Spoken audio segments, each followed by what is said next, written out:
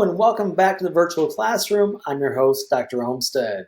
And we'll talk about the second half of our lecture right now on the origins of the Cold War. But as always, before we begin, take a moment, hit pause on this video, jot down the rest of the lecture outline, and pay particular attention to those key words at the top on the left. Got it? Let's get started. Now, we left off discussing the Truman Doctrine and this open-ended struggle of us versus them, of totalitarian communism against democratic capitalism. The question remains, though, how do you actually implement this besides just sending lots of cash like they did to Greece and Turkey? And the answer came in the form of what became known as containment. Now, containment was a proposition that was penned by a man by the name of George Kennan. Now, George Kennan, he was an American diplomat in Moscow, so the Soviet Union. And he sent a telegram dubbed the Long Telegram.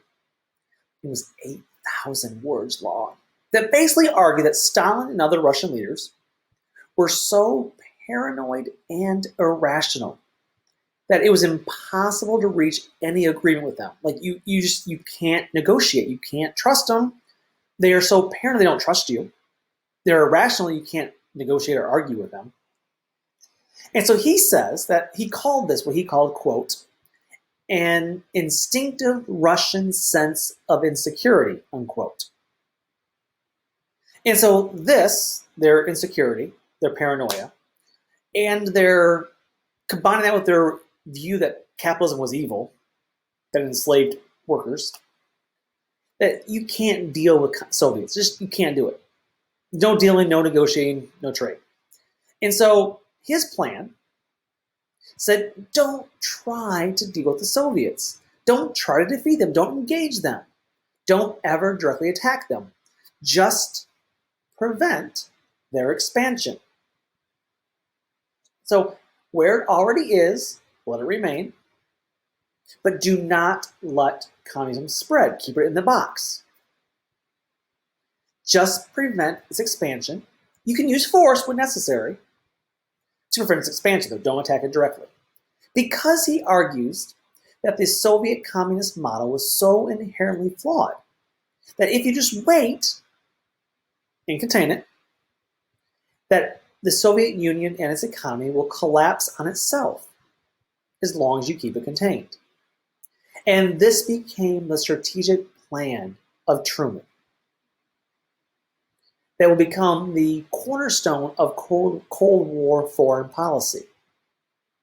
And largely still remains our policy of the present day. We believe in containment.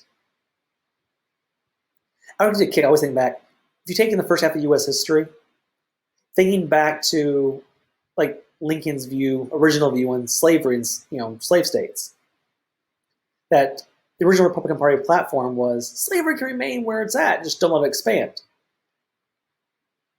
Maybe we're not that creative in history. Containment, right?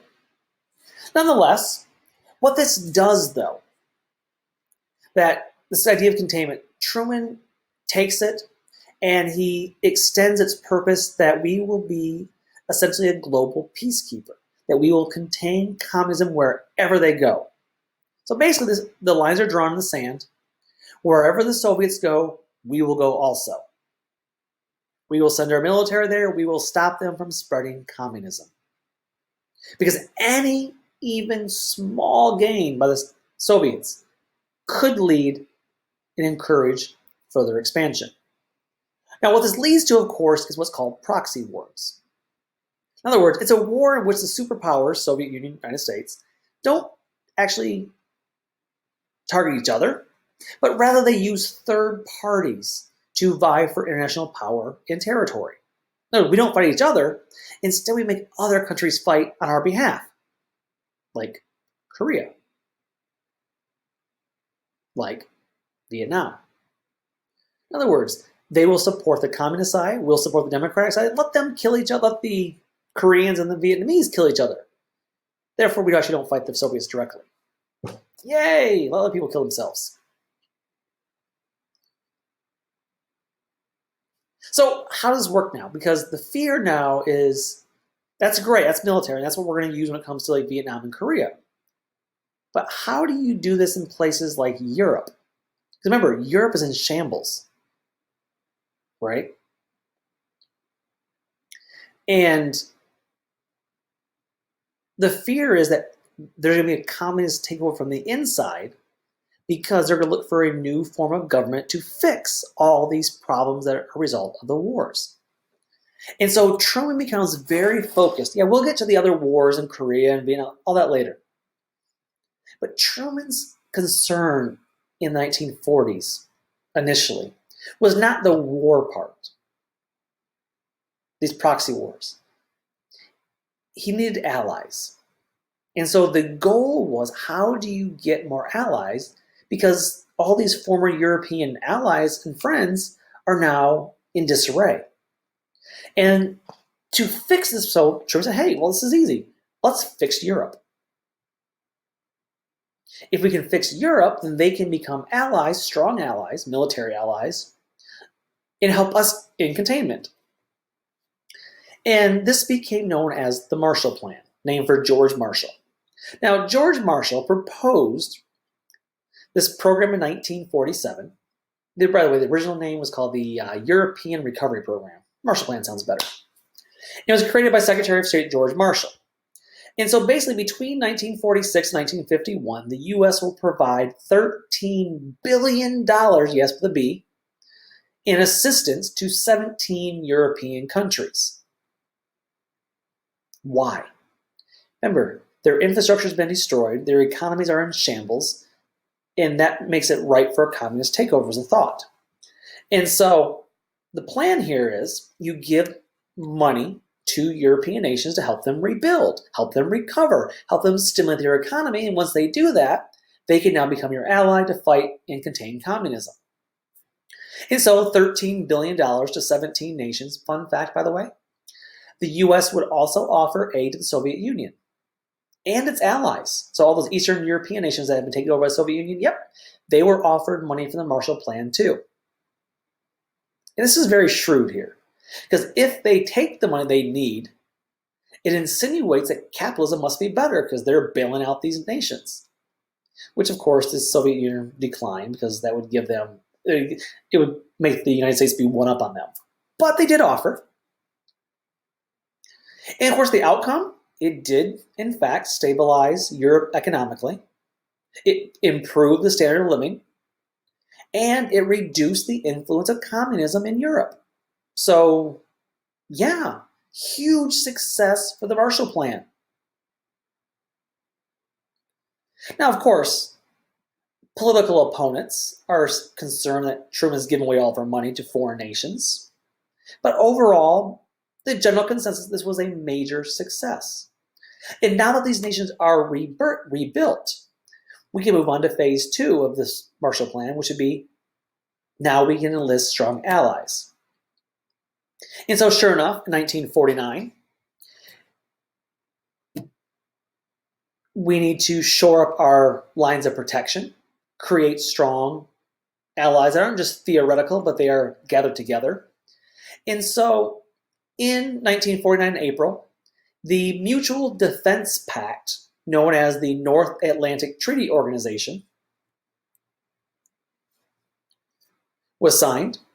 And this is a military or mutual defense pact between the US, Canada, and 10 European nations. Each nation pledging to that an attack against one would be treated as an attack against all. In other words, yeah, this is an alliance.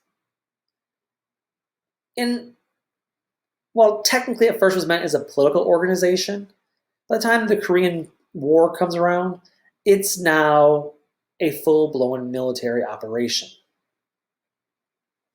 And basically the first Secretary General of NATO said it very clearly. This is NATO's job, quote, keep the Russians out, the Americans in, and the Germans down. Unofficial motto. Think of this for a minute. This is NATO. This is an organization primarily designed for war, mutual defense, and that if attack against one's attack against all. wasn't the exact same thing that Henry Cabot Lodge complained about, the constitutionality of it, right after World War One with the whole League of Nations thing? Yep. Yep. It was very similar to the whole alliance system prior to World War One. But those critics were largely stamped down because this is Cold War era, there's Cold War fears. Oh, by the way, not to be outdone,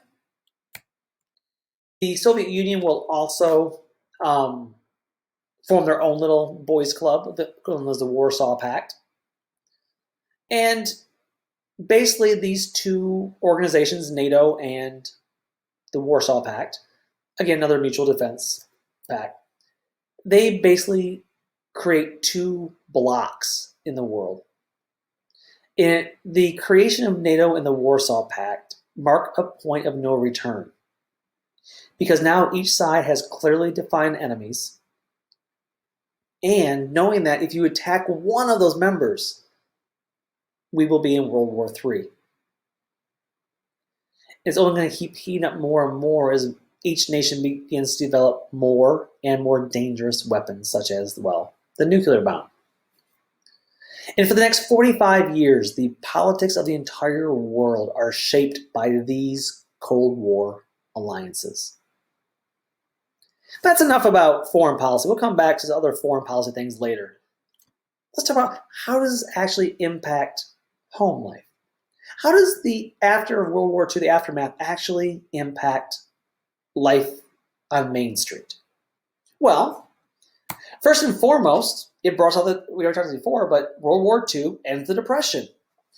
We had a rocky year or two, 1945, 1946, as the U.S. kind of adjusted to this post-war economy, this peacetime economy. But then it enters into the longest period of economic prosperity in our nation's history, lasting until 1970s. This post-war boom is fueled by unbridled consumer and business spending. Think about this for a minute. 1946, 1947. There's now been more than 16 years where people didn't spend money. We had a decade of depression where you had no money to spend. And then you had 5 years of war where you were making lots of money, but there was nothing to buy because everything was being rationed, everything was being produced for wartime needs. So now you get out of this 16 years of depression and war, wages are piling up in the banks, in your savings account, and you have all this new technology as a result of the war being developed that you are now able to use on new cars, appliances, and foods that were not available prior to the war. This was an era of open credit for washing machines, air conditioners, one of my favorite things for living in Texas, and of course, ultimately the opening of the suburbs, that we'll talk about in a few minutes. Now, not everything was good for everyone, of course, and we'll get to the other part later, but while life is going to be good for most white Americans, African American soldiers who return home from the war are going to return to a racially segregated society. And we already talked about activism increased as a result of the war. NAACP membership increased from 50,000 to 450,000. But Black veterans return home facing violence in the Jim Crow South. Several Black veterans in Georgia were lynched because they tried to vote. Now remember, FDR was not terribly concerned about civil rights. Now, part of this was political, right? Because he needed the support of these Southern white racist Democrats for his New Deal agenda. And so often African Americans would get thrown under the bus as part of his administration. Truman, however, was actually very concerned about civil rights. And he saw it as a key to his reform agenda. In fact, in 1946, he appoints a committee on civil rights to investigate the Jim Crow situation and racism in general in America. A year later, 1947, the committee will publish a work known as To Secure These Rights, a report that uncovered America's racial caste system that systematically denied African Americans employment, education, voting rights, and housing. Now, despite this, again, this was nothing new, right? We know this already existed. We know it existed.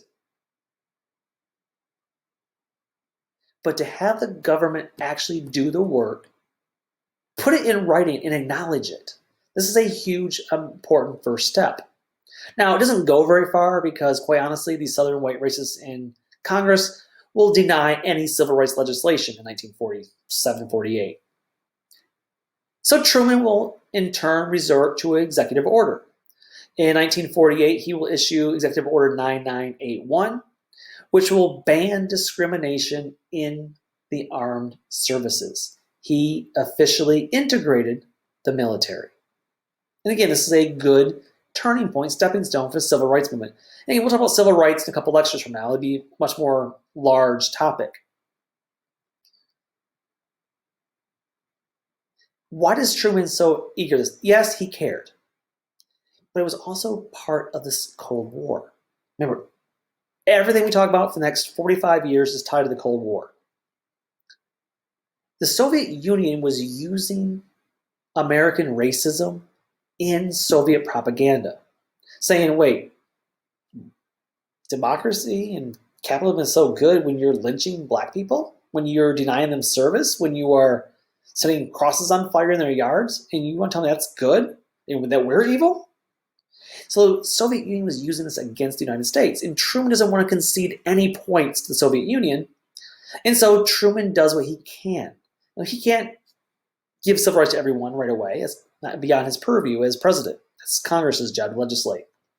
But he can, as commander-in-chief, desegregate the military, and he did. And again, it's a way to polish America's international image. 1948, it's an election year. Truman needs to run for election on his own merits, and the fact is he's just not that hugely popular, right? So he proposes the fair deal. Now, this is a pretty important election to talk about.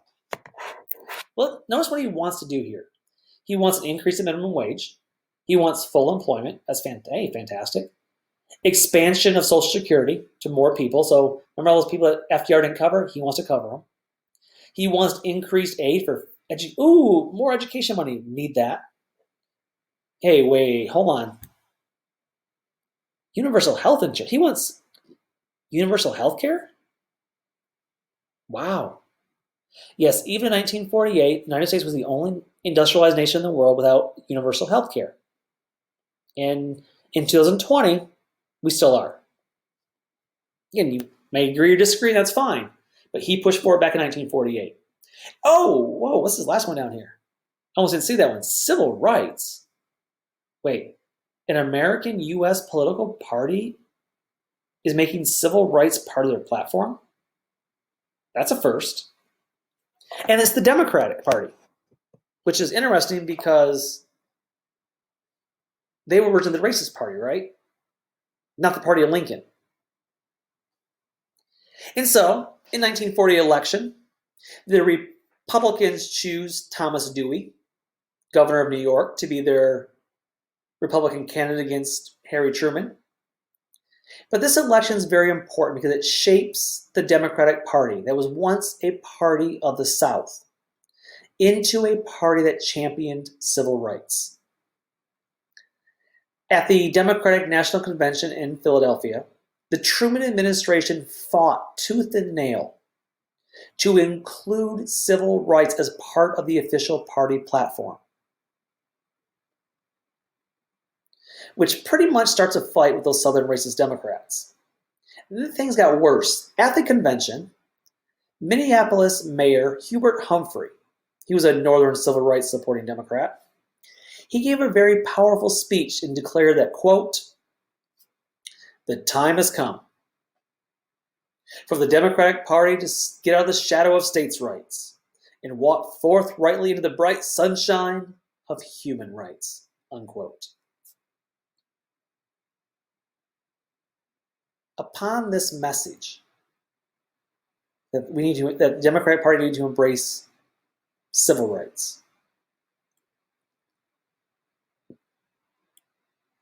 delegates from Alabama and Mississippi got up and walked out in protest.